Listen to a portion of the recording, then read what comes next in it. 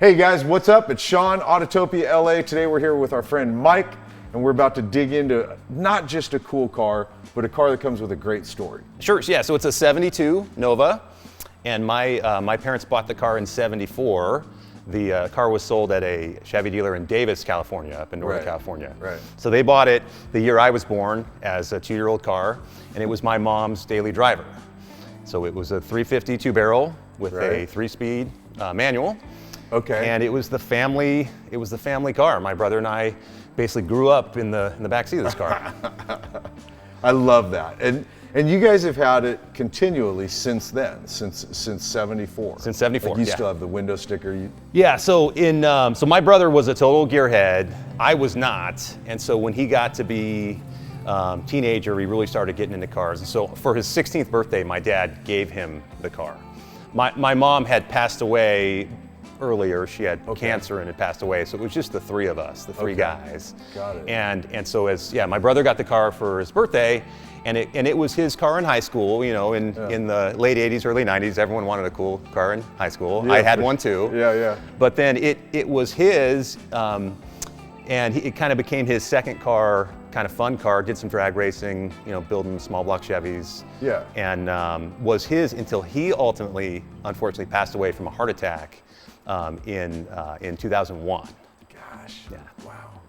Older, younger brother? Older. Gotcha. Yeah, so 2 years older. Yeah. Gotcha. Okay. And so at that point, we decided that my dad and I decided to keep the car. Yeah. It really sat for a couple years until I kind of got in and got interested in pro touring kind of on the front side. Yeah. And I thought it'd be a fun car to build, even though it wouldn't have been my first choice for a car. And you had said that. What would your first choice have been? I'm curious. So I was a Camaro guy. My first car was a 71 Camaro. I love the second gen Camaros, always have. Too. Yeah. I do too.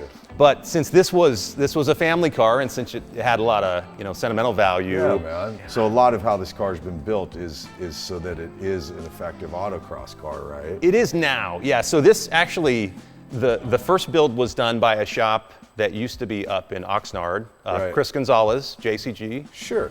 Who's a fantastic builder. Of course he is. Yeah. Chris did the first version of the build, and it was really it was going to be a fun freeway car for my dad to enjoy. Yeah. So we did LS1, T56, lowered leafs, nothing crazy, and my dad got to enjoy the car for about 4 or 5 years, driving it 2 to 3 times a week, just goofing off, having fun. Yeah. Okay. Yeah. And then after he passed away, I had gotten close with Chris Holstrom, who has a pro touring shop up in Washington. Yeah. And he builds high-end pro touring cars. Definitely. So this is now this is an LS3. It is, okay. Yeah, with a cam and with some springs. And it was actually dynoed both on the chassis dyno and on the engine dyno. Okay. And so it makes about 550 like at the engine, okay, and about 470 to the wheels. This is enough for me. I don't consider myself a great driver by any means, and so I don't need more power at this point, especially without any of the traction control devices. I'm with you. So yeah, and the car, it's a relatively light car. Yeah. So yeah, it works pretty good. Yeah, once I got the car where it handled and stopped well, then I got hooked up with Matt, and Matt is a race-oriented guy. For sure. He and his customers like to really beat on the cars, and that's what I like doing too. And so that was kind of one of the fun things about having a paint job that you don't have to really think about, is that there's no, I track this car and bring it home, put it in the garage. I didn't wash it before I came here today because I didn't need to. I love it. Yeah, I clean the wheels, I clean the windows, that's it. That's cool, dude. So now, what all suspension-wise am I looking at here? Yeah, so I still am running a modified Camaro subframe. Yep. And inner fenders are gone because running as wide of a front tire as I can on the stock frame. Got it. Okay. And so that's a 275, and in order to fit a 275, RideTech makes a kit that basically moves the drag link, and so you can get a little more space. And so I am running, it's RideTech, it's called a True Turn kit on this car. Yeah. Got it, okay. And then just aftermarket control arms, aftermarket sway bars, front and rear. Yeah. Gotcha, okay. And I'm curious what the wheels are. I didn't notice any Yeah, so these are a set of forge lines. They are forge line, okay. Yeah, and these wheels were on Matt's '69 Camaro at one point in its life, and he had them, and they actually fit my car without having to be rehooped. That's cool. And so, and they kind of fit the look of the car because they are kind of scuffed up and beat up a little bit, yeah. which doesn't bother me at all. Yeah, yeah. No, it all fits. And then in here again, you've gone kind of fairly simple, but then yet it's like all functional stuff, right? You got your buckets so you can sit, planted in the seat.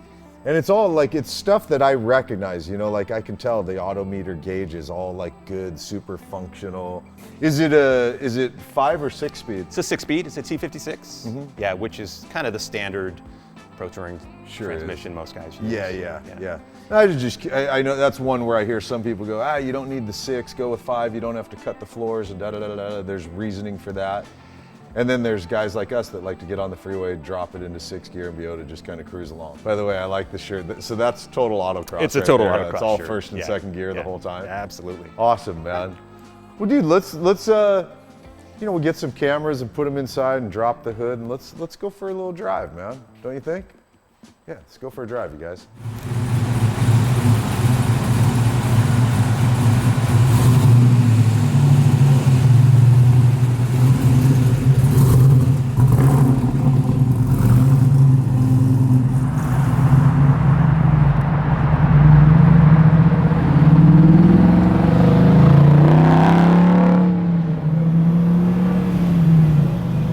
Car, it's funny, I love the LS engine. I love the power delivery.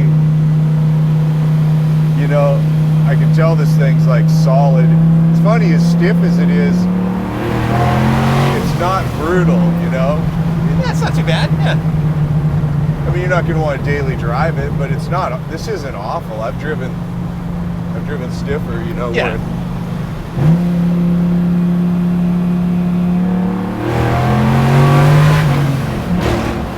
Man, it hooks, doesn't it? Works good, yeah.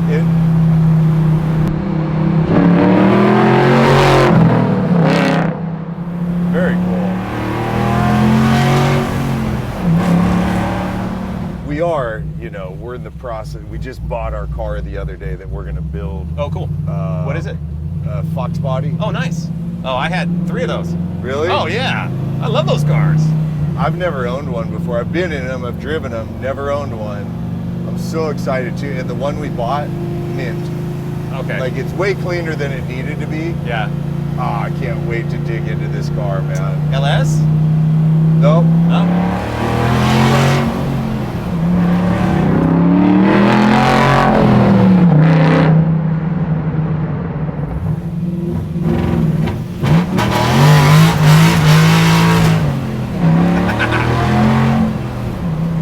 I couldn't help myself.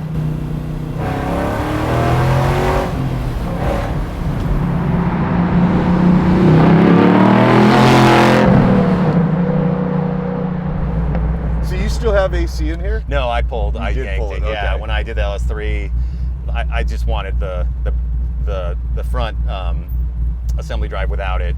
Save weight. I never Right. used it anyways. Right. I'd never turned it on. Right. And it was not a great AC system to begin with. So. Right. Gotcha. And you do have audio, although I do. Yeah, but just enough to hear it. Yeah. Yeah. I mean, for me personally, this is the sounds I want to hear. Is the the acceleration sounds.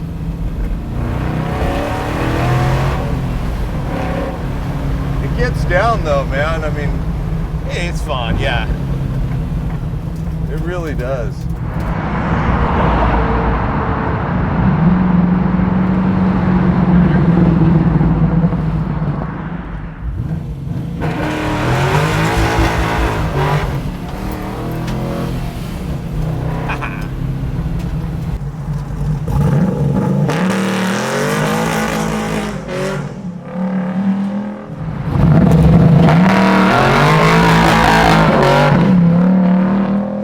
Badass Nova with a killer backstory.